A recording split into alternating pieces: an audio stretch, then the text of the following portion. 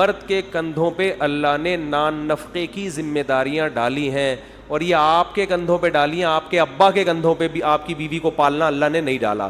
تو جب آپ کی جیب میں کچھ بھی نہیں ہوگا سوائے میری 4 شادیوں والی کتاب کے اور 4 شادیوں والے بیانات کے, تو کوئی آپ کو رشتہ نہیں دے گا, اور دینا بھی نہیں چاہیے. کیونکہ وہ کس بیس پہ دے گا؟ بولے گا تیرے پاس ہے کیا جو میری بیوی میری بچی کو کھلائے گا کہاں سے, گیس بجلی کا بل کہاں سے دے گا تو؟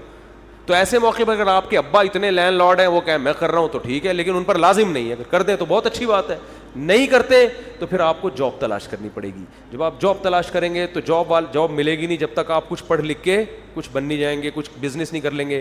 تو اس بیس پر آپ نکاح میں تاخیر کرتے ہیں کہ معاشی لحاظ سے آپ مضبوط نہیں ہوتے. شریعت تو کہہ رہی ہے کر لو, لیکن شریعت یہ بھی بتا رہی ہے رشتہ مل رہا ہے تو کر لو, نہیں مل رہا تو کیا کرو؟ صبر کرو. اور اس عمر میں اکثر رشتہ ملتا نہیں ہے, اور نہ ملنے کی بھی ایک ریزن ہوتی ہے. تو نہیں مل رہا تو ایک الگ بات ہے, سمجھتے ہو؟ وہ تو 40 سال میں بھی نہیں ملے گا پھر بھی نہیں کرو گے, وہ تو جب ملے گا نا تو ملتا نہیں ہے. لوگ میرا بیان سن کے جاتے ہیں 4 شادیوں پہ, آج سے میں کر رہا ہوں, کہ نا رشتہ ہی نہیں دے رہا کوئی. تو میں کہتا ہوں بھائی رشتہ ملنا ایک الگ ٹاپک ہے. آپ ابھی تو لوگ کوشش ہی نہیں کر رہے نا. کوشش کرو, مل گیا تو کر لو, نہیں ملا تو صبر کرو.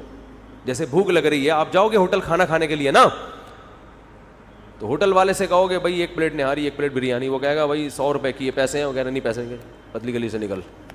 آپ کہو گے مفتی صاحب سے میں نے سنا ہے کہ کھانا کھانے کا بہترین ٹائم وہ ہے جب بھوک لگ رہی ہو. وہ کہے گا پھر مفتی صاحب ہی سے جا کے کھا لے کھانا, وہی تیرے کو نہاری کھلا دیں گے, ہم نے یہ ہوٹل فری پھوکٹ کے لیے نہیں کھولا. تو خواتین جو آپ سے شادی کرتی ہیں وہ نان نفقے کی ذمہ داری آپ کے کندھوں پہ ڈالنے کے لیے کہ یہاں سے ہمیں فری میں کھانا پینا مل جائے گا, یہ بھی ایک وجہ ہوتی ہے.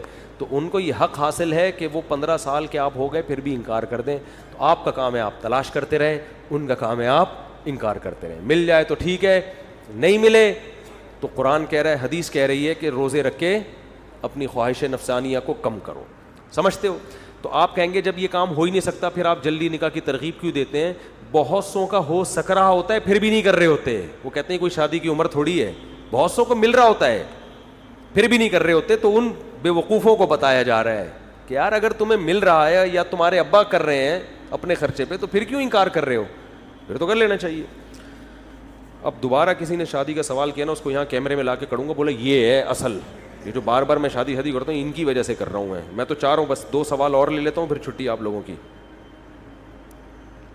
یہ ہو گئے سارے.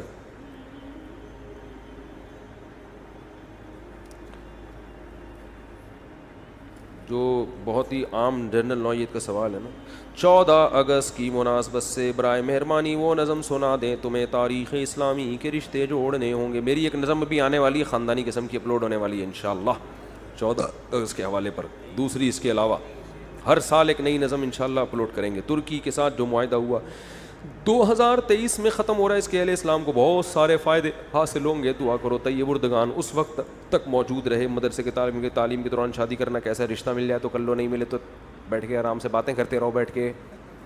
بھائی طالب علمی کے درمیان بھی رشتہ مل جائے تو کر لو, اس سے فائدہ ہی ہوگا, نقصان نہیں ہوگا, لیکن ملتا نہیں ہے عام طور پہ.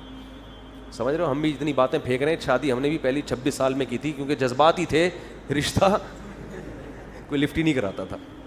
یہ پوچھتا تھا کہاں سے کھلاؤ گے, کیا ہے, تو جیب میں ہاتھ ڈالتے تھے تو 500 روپے نکلتے تھے. پھر ہم کہتے یار اس میں اپنا پان گٹکا کر لو یا بیگم کا کر لو. تو ایسا ہوتا نہیں ہے. اور اگر کوئی خاتون ایسی مل جائے آپ کو, وہ کہے ٹھیک ہے 250 میں گزارا کروں گی, 250 خود کھاؤ 250 مجھے کھلاؤ, میں گزارا کر لوں گی, تو میں فوراً کر لیتا. لیکن اس طرح کی خواتین مارکیٹ میں شارٹ ہے.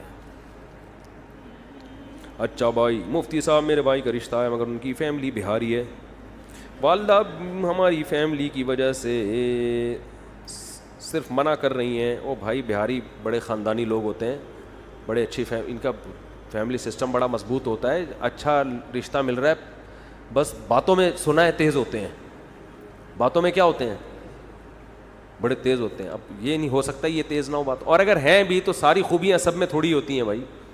تو بہاری رشتہ مل رہا ہے فوراً سے پہلے کرو, فوراً سے پہلے. بچے بڑے باتونی پیدا ہوں گے فصیح و بلیغ. اماں سے بولو قوم خاندان کی شرط ہٹا دیں, بس اچھی لڑکی کو تلاش کریں, کسی بھی قوم میں مل جائے. خام خواہ میں قوموں کو مسلط کرو گے تو سوائے ذلت اور خواری کے کچھ بھی حاصل نہیں ہوگا. تو یہ فرق ختم کر کے کوشش تو کریں اپنے رشتہ داروں میں, کزنوں میں, نہیں تو جہاں مل رہا ہے وہاں کر دیں بھائی. میرے بہت سے دوست بہاری ہیں, مجھے تو بڑے اچھے لگے ہیں ماشاء اللہ. بڑے ایجوکیشن کا ریشو بہاریوں میں بہت زیادہ ہے, ذہین بہت ہوتے ہیں. تو باقی یہ کہ سب خوبیاں سب قوم میں نہیں ہوتی. میں یہ کیا لکھا, جنید, میں اولاد میں پڑھنا مجھے سب یاد نہیں ہوتا. میں شادی شدہ ہوں, گھر کا ذمہ دار بھی ہوں, عالم بننے کا شوق, میں کیا کروں, مدرسہ چھوڑ دوں یا اسے بھی. پہلے بھائی بیوی بچوں کے حقوق ادا کریں, اس کے دوران سائڈ میں علم دین بھی حاصل کرتے رہیں. دین کا علم ایسے حاصل کرنا کہ بیوی بچوں کا حق ہی ضائع ہو جائے, یہ تو پھر جائز نہیں ہے نا. کیا آپ صلی اللہ علیہ وسلم کے لیے نفلی قربانی کرنا بدعت ہے؟ جائز ہے بھائی, کیوں بدعت ہو؟ کیا صحابہ سے اس کے متعلق کوئی عمل ثابت ہے؟ یہ صرف بر صغیر میں کیوں ہوتی ہے؟ کون سی حدیث میں آئے کہ جو عمل صرف بر صغیر میں وہ بدعت ہوگا؟ یہ کوئی حدیث ہے اس بارے میں؟ تو قرآن و حدیث میں جو بھی دلائل ملتے ہیں. یہ سال ثواب پر میں نے ایک پورا بیان ریکارڈ کروایا ہے, وہ میں طلبہ کو حدیث پڑھا رہا ہوں نا آج کل, اس پہ یا کسی اور وقت میں دوبارہ ریکارڈ کروا دوں گا, ورنہ بھی بات بہت لمبی ہو جائے گی. آج کل لڑکیوں کے ہاتھ میں اسمارٹ فون آ گیا ہے, کالجوں میں یونیورسٹیوں میں لڑکیاں ٹچ موبائل کی عادی ہو گئی ہیں. مجھ سے پوچھ کے نہیں ہوئی بھائی. دوسری بات یہ کہ ان جدید چیزوں سے روکنا اب ممکن نہیں. اگر آپ یہ کہو کہ میں یوں کہوں کہ لڑکیوں کو موبائل لے کے نہ دیں, تو یہ ایک ایسی بات ہوگی جو عملاً ممکن نہیں ہے, کیونکہ اس کے اتنے فائدے, اتنی آسانیاں ہیں کہ اب ان کے سائیڈ ایفیکٹ ہی سے بچنے کی کوشش کی جائے گی. ان چیزوں پہ پابندیاں لگانا عملاً ممکن ہی نہیں ہے. جو چیز ممکن نہیں ہے اس پہ بات کر کے اپنا ٹائم ویسٹ کرنے کا کوئی فائدہ ہے؟ ہو سکتا ہے لاکھوں میں کوئی 2-4 اس پابندی پر عمل کر لیں, جو پاسبل ہی نہیں ہے.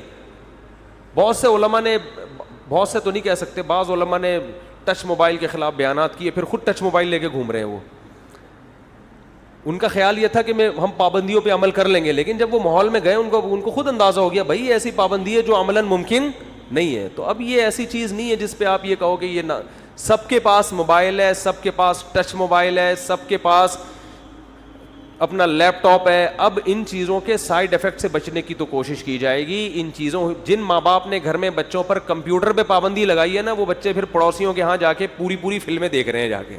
ٹھیک ہے, جنہوں نے انٹرنیٹ بند کر دیا کہ ہم رکھیں گے ہی نہیں کسی قیمت میں, ان کے بچے پھر سینما گھروں میں جا کے فلمیں دیکھ رہے ہیں. تو اتنی زیادہ پابندیاں لگانے سے بغاوت کے علاوہ کچھ بھی حاصل نہیں ہوگا. تو بہتر یہ ہے کہ اپنی نگرانی میں کچھ حدود اور قیود کے ساتھ ان کو اجازت دے دی جائے. سمجھ رہے ہو؟ کچھ حدود کے ساتھ. مثال کے طور پر گھر میں آپ نے کمپیوٹر رکھ لیا, بس یہ قانون بنا دیا کہ بھائی کنڈی لگا کے دیکھنے کی اجازت نہیں ہے, بند کمرے میں کسی کو نہیں دیکھا, جو ہے بھائی دروازہ کھلا ہوگا. آپ کے بچے کے پاس موبائل ہے, بیٹا چھپ چھپا کے فون کرنے کی اجازت نہیں ہے کہ مجھے دیکھتے ہی ایک دم سائڈ پہ چلے گا. بعض عورتیں کہتی ہیں ہمارا میاں جو ہے نا ٹچ موبائل میں لگا ہوتا ہے, جیسے ہی میں آتی ہوں یوں ایک دم نا یوں گھما کے یوں کر لے ایسے گھننے بن جاتے ہیں. اسی سے عورتوں کو شک ہوتا ہے بھائی دال میں کچھ کالا کالا. تو یہ سب چیزیں پھر بدگمانی کا ذریعہ بنتی ہیں. لیکن اب یہ عملاً ممکن نہیں ہے یہ کسی کو روکنا. وہ اس کو سمجھایا ہو جائے کہ انسان کے بچے بن کے رہو بس. کیا نامحرم کے ہاتھ کا کھانا کھا سکتے ہیں؟ کھا سکتے ہیں اگر فتنے کا اندیشہ نہ ہو. تو یہ جو آپ ہوٹلوں میں کھاتے ہو جا کے, ایئر ہوسٹس جہازوں میں کھلا رہی ہے آپ کو, اپنے ہاتھ سے مبارک ہاتھوں سے کھلا رہی ہوتی ہے, یعنی کم از کم لا کے تو وہی رکھتی ہے نا. مفتی صاحب کھانا کھا کے زیادہ تعریفیں نہ کریں. نامحرم کا کھانا کھا کے بہت زیادہ تعریفیں نہ, اتنی کریں جتنی اپنی بیگم کی تعریفیں کرتے ہیں, وہ بڑے اعتدال سے ہوتی ہیں. وہ ایک آدمی کی بیوی اس کا سر دبا رہی تھی اور کہہ رہی تھی کہ آپ بتاؤ کبھی آپ کا سر کوئی دباتا تھا شادی سے پہلے؟ اس نے کہا درد ہی نہیں ہوتا تھا شادی سے پہلے. مفتی صاحب میری منگنی ہو گئی ہے جس میں لڑکی والوں کے گھر جاتا ہوں تو لڑکی پردے کی آڑ میں مجھے دیکھتی رہتی ہے, اسے سمجھائیں کہ ایسا نہ کریں. پردے کی آڑ میں دیکھ رہی ہے نا, آج شکر کرو اتنی نیک ہے. اچھا بھائی وہ اپنے ہونے والے میاں کو دیکھ رہی ہے کہ یار یہ چینج تو نہیں ہوا, وہی ڈیزائن ہے, مسئلہ تو نہیں ہوا. مفتی صاحب علماء کہتے ہیں کہ آپ جا کیوں رہے ہو اگر اتنا تقویٰ آپ کے اندر ہے, اتنا زیادہ اتنے نیک ہو تو پھر جا کیوں رہے ہو؟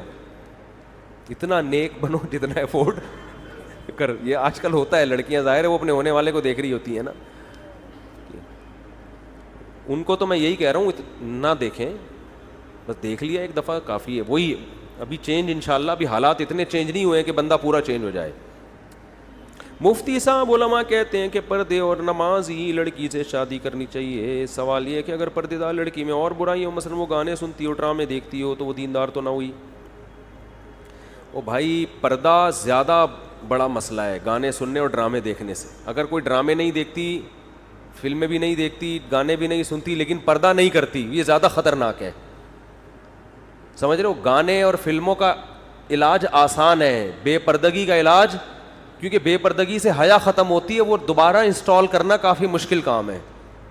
ونڈو ہی اڑ گئی نا حیا کی, وہ ونڈو دوبارہ ڈاؤن لوڈ کر کے اس میں انسٹال کرنا بہت مشکل ہے. ہو جاتا ہے لیکن مشکل کام ہے. گانے سننے اور فلموں کا علاج آسان ہے. یہ تو نوجوانوں پہ ایک وقت تک خمار چڑھتا ہے, اس کے بعد خاص طور پہ لڑکیوں کے جب بچے ہو جاتے ہیں ان کو ویسے بھی اتنی دلچسپی نہیں رہتی. میں یہ نہیں کہہ رہا اب لڑکیوں کو دیکھنے دیں, گانے بھی سننے دیں اور ڈرامے بھی دیکھنے دیں, لیکن یہ وقت کے ساتھ ساتھ چیزیں کافی حد تک کنٹرول آٹومیٹیکلی ہو جاتی ہیں. لیکن بے پردگی جو ہے نا, اس کا یہ حیا ختم کر دیتی ہے, اس میں مشکل ہے. ڈراموں کے بھی بہت سائڈ افیکٹ ہیں. ڈرامے تو بہت ہی خطرناک, آج کل تو فلموں سے زیادہ خطرناک ڈرامے ہیں. تو بیگم کو خود ہی گانا سنا دیا کریں, اس کو بولو کہ خود سے گانے نہ سنو. خود جو گانے آپ نے بھی تو کچھ سنے تو ہوں گے ہی نا بھائی. جو W11 میں بیٹھا ہے نا, اسے گانے آتے ہیں بس, چاہے وہ کتنا ہی نیک ہو. کیونکہ ہم تو بہت سفر کرتے تھے W11 میں, جب آؤ اپنے کھوپڑی پہ گانے لگا دیتے تھے. نہ چاہتے ہوئے بھی آدمی کو کچھ نہ کچھ تو دماغ میں بیٹھ ہی جاتا ہے. تو جو آپ نے W11 میں گانے سنے, جو آپ بسوں میں گانے سنے آپ نے, وہ والے گانے خود سے بیگم کو سنا دیا کرو. بولو اب ادھر سننے کی ضرورت نہیں ہے, تو انشاءاللہ نہیں سنے گی وہ. مفتی صاحب میں جلد نکاح کرنا چاہتا ہوں, لیکن لڑکی والے 2 سال کا ٹائم لے رہے ہیں, اس کے بعد کچھ بھی نہیں مانگ رہا. میں تو بس یہی بیچارہ میں بس یہی رونا ہے میرے سامنے. میں اتنا نیک ہوں, میں وہ ٹائم مانگ رہے ہیں. پولیس کو بتاؤ جا کے یار, ہر آدمی اپنا ہر دکھڑا میرے سامنے لے کر آ رہا ہے. ایک دن کچھ دن پہلے ایک صاحب آئے, بیٹھے ہوئے ہیں نا, مجھے کہنے لگے, میں نچڑ گیا بالکل نا. ان کا اس طرح کا اسٹائل, الفاظ تو یہ نہیں تھے, یعنی مجھے میری بیگم نے, میں دبئی میں جاب کی, کھلایا, میں نے اس کو پلایا, اس کو خرچ کیا اس کے اوپر. اب میں ریٹائر ہو گیا ہوں, تو میری بیگم صبح و شام مجھے تانے دیتی ہے, ہر وقت کی ٹینشن میں ہوں میں, اور تانے دیتی ہے کماتے, حالانکہ میرا بیٹا کما کے اس کو کھلا رہا ہے. بس اب بیٹے نے ذمہ داری لے لی, تو مجھے کیوں تانے دے رہی ہے, میں بہت ٹینشن میں ہوں. تو میں نے کہا ایکسکیوز می, میں آپ کی کیا مدد کر سکتا ہوں اس سلسلے میں؟ تو کہہ رہے نہیں, کچھ تو بولیں, کچھ تو بتائیں, میں کیا کروں. میں نے کہا بھائی اب صبر کرو, اور کیا گھر سے باہر تھوڑی جاؤ گے. جب بہت زیادہ انہوں نے کہا کچھ تو بتائیں, میں نے کہا روڈ پہ آ جاؤ, گھر میں جاؤ ہی نہیں. کہاں سو؟ میں نے کہا فٹ پاتھ پہ بستر بچھاؤ, سو. یہ بھی سمجھ میں نہیں آیا. میں نے کہا ایک اور شادی کر لو. کیا کر لو؟ جیسے ہی شادی ہوگی نا, جیسے میں نے یہ کہا تو ہنسنے لگے. کہہ رہے ایکچولی میں آپ کے پاس صرف اسی لیے آیا ہوں, تھوڑی ٹینشن میری کیا ہو جائے, ایسی باتیں سن کے ختم ہو جائے. میں تو مذاق کر رہا تھا, اس عمر میں بیچارے کہاں کریں گے دوسری شادی, دے گا کون, اور جو شادی کی ٹینشن ہوگی اس میں تو بالکل ہی ہے. لیکن میں نے کہا اس سے پہلی بیوی کم از کم آپ سے سلوک اچھا کر لے گی, کہے گی تاکہ وہاں نہ جائیں, آپ ادھر ہی آ کے بیٹھا کریں. وہ چڑیل پتہ نہیں کہاں سے اٹھا کے. میں نے کہا ابھی کمپٹیشن نہیں ہے نا, اس کو پتہ ہے لے دے کے یہ بوڑھا آئے گا کہاں, ادھر ہی آئے گا. میں اس کو گالیاں دوں, اس کو برا بھلا کروں, اس کے ذہنی ٹارچر کروں, جانا کہاں ہے, آئے گا تو کب تک چھپو گے پیڑوں کی آڑ میں, کبھی تو ملو گے لنڈا بازار میں. ہر آدمی جاتا ہے لنڈا بازار, بھائی آنا تو یہی ہے اس نے. تو جیسے ہی میں نے یہ بات کی نا, میں نے کہا فٹ پاتھ پہ بستر لگا لیا کریں, اور جو ہے نا یوں کہ, تو ایک دم ہنسنے لگا. کہہ رہے اصل میں ایکچولی میں آیا صرف اس لیے تھا کہ آپ کے پاس بیٹھ کے میری ٹینشن تھوڑی دور ہو جائے, اور وہ الحمدللہ دور ہو گئی. میں نے کہا دیکھو جس کا جو بھی دکھڑا ہے وہ ادھر آ رہا ہے, تو اگر میں ہر آدمی کے دکھڑے سنوں گا میرے بھائی, تو میرے دکھڑے کون سنے گا پھر؟ ہر آدمی کے دکھڑے میں سنوں گا تو, کیونکہ مجھے تکلیف ہونا شروع ہو گئی ہے. کبھی ایک آ رہا ہے, پھر دوسرا آ رہا ہے, پھر اب تو جو بندہ ملتا ہے, میں خود کہتا ہوں کوئی مسئلہ تو نہیں ہے, کہتے ہیں ہاں. میں نے کہا فوراً تھانے چلے جاؤ, یہاں سر سید تھانہ ہے. وہ حیران ہوتے ہیں مفتی صاحب کو ہو گیا ہے. تو بھائی اگر اس طرح سنتے رہیں گے, یہ نفسیاتی ڈاکٹر آپ کو پتہ ہے نفسیاتی مریضوں کا علاج کرتے کرتے خود پاگل ہو جاتے ہیں, یہ حقیقت ہے, یہ خود ان کو کاؤنسلنگ کی ضرورت ہوتی ہے. ایسا نہ ہو میں خود ڈپریشن دور کرنے کے لیے کسی کا بیان سن رہا ہوں بیٹھ کے, خود کسی ڈاکٹر کو دکھا رہا ہوں بھائی میں پاگل ہو گیا ہوں. تو اس لیے کوئی خاص بات ہو تو آیا کریں, بلا وجہ پولیسی سے مسئلے حل کروائیں اپنے. ایک آدمی نے مجھے فون کیا, میں نے اسپیکر آن کیا ہوا تھا, میرے بھائی بھی بیٹھے ہوئے تھے, مفتی صاحب ایسے جذبات میں میری بیوی بھاگ گئی ہے, ایک دم جذبات میں نا وہ. میں نے کہا فوراً پولیس کو بتائیں. اور میرے بھائی بھی بیٹھے ہوئے تھے اور بھی ایک دم سارے کہکا لگا کے ہنس رہے ہیں کہ یار کیا کیا اسپیڈ سے جواب دیا ہے. میں تو سیریسلی اس کو جواب دیا, میں نے کہا فوراً کہاں رپورٹ کرائیں, تھانے میں رپورٹ کرائیں. تو ایک دم ہکا بکا ہو گیا, بھائی کیا مطلب تھانے میں رپورٹ کراؤں. میں نے کہا یار تو میں کیا کروں, پکڑ کے لے آؤ جا کے اس کو. اچھا بھائی مفتی صاحب بینک سے لون لے کر گاڑی لے سکتے ہیں, سودی بینک سے جائز نہیں ہے, اسلامی بینک سے جائز ہے. مفتی صاحب مزاروں پہ بہت شرک ہو رہا ہے, مزاروں کے خلاف بیان کرے, بہت دفعہ بیان کیا ہے. یہ حکومت کی ذمہ داری ہے تمام مزاروں کو گرا کے لیول کر دے, برابر کر دے. جیسے نبی نے حضرت علی کو بھیجا مدینہ میں کہ جتنی بھی قبریں ہیں برابر گرا کے ایک بالش کر دو, ساری پکی قبروں کو کچا کر دو. تو جب یہ کام ہوگا تو خود ہی مزار پرستی ختم ہو جائے گی. مفتی صاحب عورت کو حق مہر کب دینا ہوتا ہے, کیا یہ دینا ضروری ہے؟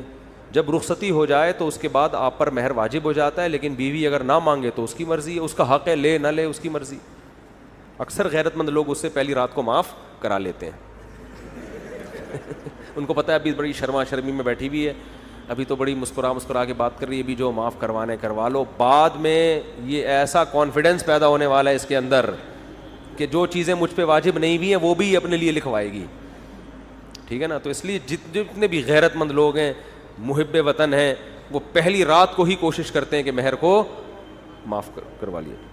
اللہ تعالیٰ مختصر سی قدرت, اللہ کی مختصر قدرت اور کبریائی بیان کریں. پھر بیان میں انشاءاللہ والدہ کی وراثت میں بچوں میں کس طرح تقسیم ہوگی, جبکہ اولاد میں لڑکا لڑکی بالکل اسی طرح جیسے شوہر کی ہوتی ہے, لڑکے کو دگنا لڑکی کو آدھا. مفتی قسطوں میں کون سے بینک سے گاڑی لی جائے, جبکہ کائبور ہر 6 مہینے بعد بدلتا ہے. یہ KIBOR Karachi inter bank offer جو ہے نا rate, Karachi inter bank offer rate, تو میزان بینک یا اسلامک بینک دیکھتا ہے کائبور کا فی الحال ریٹ مارکیٹ میں کیا چل رہا ہے, تو اسی حساب سے وہ رینٹ رکھتا ہے آپ کا. پھر اس میں چینجنگ نہیں ہوتی, وہ ایک دفعہ طے ہو جاتا ہے, ایک لم سم اندازہ وہ لوگ لگا لیتے ہیں. پھر اس میں وہ یہ ہوتا ہے, اس پہ لوگوں کو اشکال ہے کہ بینک کائبور کے حساب سے سود لے رہا ہے اور آپ کائبور کے حساب سے پروفٹ لے رہے ہیں, تو آپ میں اور اس میں فرق کیا ہو گیا؟ بھائی بینک سود لیتا ہے کائبور کے حساب سے, اور آپ کیا لے رہے ہیں؟ حلال پروفٹ لے رہے ہیں. تو ایک آدمی 100 روپے پر اگر 5 روپے سود حلال ہیں, تو آپ جائز طریقے سے اگر 100 روپے 5 روپے لوگے تو بالکل جائز ہوگا. اس کی مثال ایسے, آپ میرے پاس آئے کہ 100 روپے دو, میں آپ کو 105 کر کے واپس لوٹاؤں گا, یہ کیا بن گیا؟ سود. لیکن ایک چیز آپ نے 100 روپے کی خریدی, آگے 105 میں پہنا دی, تو جتنا وہ سود پہ پروفٹ لے رہا تھا اس نے آپ نے تجارت کے ذریعے پروفٹ لیا ہے, تو کوانٹٹی دونوں کی ایک ہونے سے دونوں حرام نہیں ہو جائیں گے. تو اسلامک بینک کائبور کے حساب سے پروفٹ لیتا ہے, قسطیں طے کرتا ہے, لیکن وہ پراپر قسطیں ہوتی ہیں, اس میں سود شامل نہیں ہوتا. اور بینک جب کرتے ہیں کائبور کے حساب سے, وہ کیا کر رہے ہوتے ہیں؟ وہ سود لے رہے ہوتے ہیں. تو دونوں کا معیار ایک ہونے کی وجہ سے دونوں پر سود کے حکم نہیں لگے گا. اچھا میرے بھائی موزا, میرے ہونے والی بس آخری سوال ہے, میری ہونے والی ساس نے لڑکی کے اور میرے ستارے نکلوا لیے ہیں, تو ان ستاروں میں آیا ہے کہ میں شادی کے بعد بچے لے کر بھاگ جاؤں گا. میں نے بہت سمجھایا کہ اس کی بات عمل کریں گے تو رسول اور خدا سے بغاوت ہو جائے گی. وہ نہیں مان رہی, بول رہی ہے کہ جاؤ طارق مسعود سے پوچھ لو. اب ان کے دل میں ڈر بیٹھ گیا ہے کہ میں سچ میں بچے لے کر بھاگ جاؤں گا. ستاروں سے کچھ بھی پتہ نہیں چلتا, اور آپ کی رائٹنگ سے پتہ چل رہا ہے کہ آپ بچے لے کر بھاگ نہیں سکتے. جب آپ لکھ نہیں سکتے اچھی طریقے سے, بغاوت کو بغاوت لکھ رہے ہیں آپ, ٹھیک ہے نا. معذرت کے ساتھ, میرا مقصد مذاق اڑانا نہیں ہے. تو میرے بھائی آپ بچے لے کر نہیں بھاگیں گے. وہ ہمارے ایک جاننے والوں نے اپنی بیٹی کا رشتہ کسی کو دیا, تو وہ لڑکا میرے بیان میں بیٹھتا ہے. لڑکی والوں کو خطرہ ہو کہ ایسا نہ ہو شادی کے بعد دوسری شادی بھی کر لے, تو لڑکی والوں نے لڑکے کے ابا سے کہا کہ آپ کا بچہ چونکہ مفتی طارق مسعود کے بیان میں بیٹھتا ہے, ہم اس سے لکھوائیں گے کہ یہ دوسری شادی نہیں کرے گا, اس شرط پہ دیں گے. تو ابا نے اس بیٹے کی طرف رخ کر کے کہا شکل سے لگتا ہے کہ یہ دوسری کرے گا. وہ لڑکا مجھے خود بتا رہا تھا کہ میری اماں نے یا ابا نے میرے بارے میں لڑکی والوں کو کہا اس کی شکل دیکھو, اس سے لگتا ہے کہ یہ کر لے گا. یہ میں تبصرہ نہیں کر رہا, یہ کس کا تبصرہ تھا. تو مجھے یہ تبصرہ اچھا نہیں لگا, لیکن ہنسی اس پہ بہت آئی کہ والدین کا اسٹائل دیکھو بات کرنے کا. تو ویسے بھائی کسی کی شکل پہ لکھا ہوا نہیں ہوتا. اگر آپ کو یہ ڈر ہے نا کہ مفتی طارق مسعود کے بیان میں بیٹھتا ہے, بھائی میرے بیان میں جو بیٹھ رہا ہے اس سے آپ کوئی اچھی امیدیں وابستہ نہ کریں, وہ کسی بھی وقت کچھ بھی کر سکتا ہے. تو اگر آپ اس کو لڑکی کا رشتہ دے رہے ہیں, اگر آپ یہ چاہتے ہیں تو اس سے لکھوا کے 10 انگوٹھے لگوائیں اس کے اوپر, سمجھ رہے ہو, لکھوا لیں پہلے. تو اس نے اگر نہیں کرنی ہوگی نا, اگر کرنی ہوگی دوسری لازمی تو وہ لکھے گا ہی نہیں کرنی ہوگی تو لکھ دے گا, پھر یہ اس کا مسئلہ ہے, فرض تھوڑی ہے جس نے کرنی ہے. لیکن میں آپ لوگوں سے ویسے کہتا ہوں بھائی کرنی ہے تو پھر شروع میں لکھ کے دے دو میں کروں گا. دیکھو صاف انسان اچھا ہوتا ہے, انہوں نے دینی ہوگی دیں گے, نہیں دینی ہوگی خام خواہ میں جا کے نہ بتایا کرو رشتے کے وقت, پہلے سے بتا دوں میں 4 کروں گا, پھر تو کہیں بھی نہیں ہوگی شادی. اگر پوچھ رہے ہیں تو کلیئر بات کر دو. جیسے میں نے اپنا دوسری کا تھا تیسری کا تھا, میری تو اتنی دفعہ شادی ہوئی پتہ نہیں چل رہا ہوتا کون سا والا, پہلا والا چل رہا ہے. میری جب بھی شادی ہوئی ہے اسی ڈریس میں گیا ہوں میں الحمدللہ. تو وہ میں کل بھی بیان میں ایک چٹکلا سنایا, ایک خاتون ہے ہمارے جاننے والوں میں, وہ ایک دفعہ بیوہ ہوئی, پھر دوبارہ بیوہ ہو گئی, پھر تیسرا رشتہ ہم نے ان کے لیے بھیجا, کسی کو بزرگ تھے انہوں نے کہا یہ ذرا بوڑھا ہے, تو میں نے اس سے کہا فی الحال اس پہ گزارا کریں, اگلی دفعہ انشاءاللہ اس سے اچھا دیکھیں گے ہم آپ کے لیے. ان کو غصہ آ گیا کیا باتیں کر رہا ہے. تو میں نے کہا بھائی 1 دفعہ ہوتا ہے 2 دفعہ ہوتا ہے یار. تو میں نے کہا فی الحال گزارا کرو, اگلی دفعہ میں انشاءاللہ اس سے اچھا دیکھیں گے. تو کیا کہہ رہا تھا میں, پتہ نہیں کہاں سے کہا. تو اگر آپ کا دل میں ہے تو بھائی پھر جیسے ہم نے جب کی تھی تو ہم سے خود سے جا کے ہم نے نہیں کہا کہ ہم کریں گے, یہ تو خام خواہ کی فضول کی بات ہے. بعض دفعہ آدمی نہیں بھی کرتا, ارادہ ہوتا ہے لیکن وہ چینج ہو جاتا ہے. تو خود سے جا کے نہیں بتاؤ کہ میں لازمی کروں گا, نہ یہ بولو میں کروں گا, نہ یہ بولو میں نہیں کروں گا. تو اگر وہ پوچھ رہے ہیں تو پھر جھوٹ مت بولو. بعض دفعہ دھوکہ دیتے ہیں نا, اگر وہ پوچھ رہے ہیں کہ ارادہ ہے یا نہیں ہے تو پھر جھوٹ مت بولو. پھر اگر دل میں ہے تو بولو کروں گا میں, بے شک انکار ہو جائے. ویژنری آدمی بنو, دھوکے باز مت بنو. اور یہ چھپا کے جو شادیاں کرتے ہیں نا, دوسری شادی کی اس کو یہ بتایا کہ میری پہلی ہو رہی ہے, یہ بھی جھوٹ ہے. جب آپ دوسری کر رہے ہو اس کو بتا دو میرے نکاح میں پہلے سے ایک عورت موجود ہے. تیسری کر رہے ہو تو پہلے سے بتا دو کہ 2 سے کر چکا ہوں میں. یہ جھوٹ معاشرے میں بہت ہول سیل کے حساب سے ہو رہے ہیں. ابھی خاتون بیچاری اتنی زندگی برباد ہوئی, اس سے ایک آدمی نے دوسری شادی کی ہے اور میرے بیانات کا حوالہ دے رہا ہے. وہ سمجھ رہی ہیں کہ پہلی کر رہا ہے, پہلی کی اس سے, یعنی اس کو دھوکہ دے کے, حالانکہ پہلے سے بیوی بھی تھی اور بچے بھی. اس سے شادی کر لی, 1 سال کے بعد اس کو بتایا کہ میری پہلی بیوی موجود ہے. ان کے گھر میں ہنگامہ ہوا, ہونا چاہیے ہنگامہ کہ بھئی آپ نے دھوکہ دیا. تو پھر دلائل یہ دے رہے ہوتے ہیں, مفتی صاحب تو کہتے ہیں 2 کرو 3 کرو.